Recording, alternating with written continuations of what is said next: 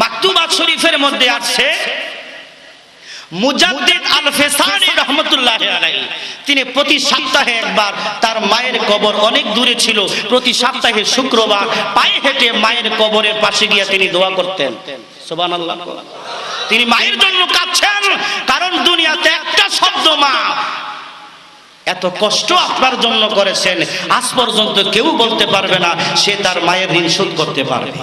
রাতের বেলায় দুই একবার ঘুম ডিস্টার্ব হইলে বাবারা চিল্লাচিল্লি করে, তোমার মা শতবার জেগেছে প্রতিদিন, মা ঘুমাই নাই, 2 মিনিট চোখ লাগছে, তুমি পায়খানা করে দিয়েছো, পরিষ্কার করেছে, আবার চোখ পড়ছে, আবার তুমি প্রস্রাব করে দিয়েছো, ভিজে ফেলছো, মা তোমার এই ভিজা কাপড় লইয়া তোমাকে বুকের উপর রেখে সারাটা রাত জেগেছে, মা একবারও তোমার জন্য অসন্তুষ্ট হয় না।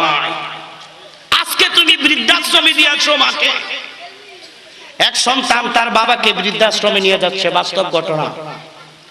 সাথে তার 6 বছরের সন্তান গাড়িতে বলতেছে, বাবা তুমি আমার দাদুকে কোথায় নিয়ে যাও?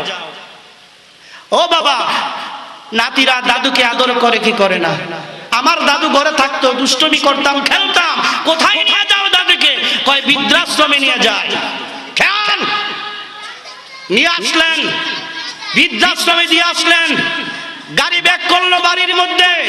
সন্তান বলতেছে, বাবা বাবা যদি বুড়া হয় তাহলে কি সন্তানটাকে এখানেই দিয়ে আসতে হয়? তাহলে তুমিও যদি বুড়া হও বাবা, আমরাও তোমাকে গাড়িতে করে বৃদ্ধাশ্রমে দিয়ে আসবো। বাবা চোখের পানি ছেড়ে দিয়ে বলতেছে, সন্তান কোনোদিন করতে পারবি না। কয় তাহলে তুমি আমার দাদুকে কেন বৃদ্ধাশ্রমে নিয়ে আসলা? এখন যাও আমার দাদুকে বাড়িতে নিয়ে আসো, অন্যথায় তোমাকেও দিয়ে আসবো আমরা।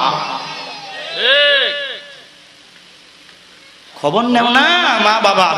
হুমা জান্নাতুকা ওয়া নারুকা, এই মা বাবা তোমার জান্নাত, এই মা বাবা তোমার জাহান্নাম। মায়ের দোয়ায় আল্লাহর ওলি হয়ে গেছে, মায়ের দোয়ায় মুসা নবীর সাথে ওই কসাই জান্নাত পাইছে। কার দোয়ায়? মায়ের দোয়ায়। রিদল রব্বি ফি রিদল ওয়ালিদি ওয়া সাখাতি রব্বি ফি সাখাতিল ওয়ালিদি। মায়ের সাথে মুখ তুলে কথা বলা যাবে না, তোমার সব আমল ধ্বংস হয়ে যাবে। আল্লাহর ওলি দোয়া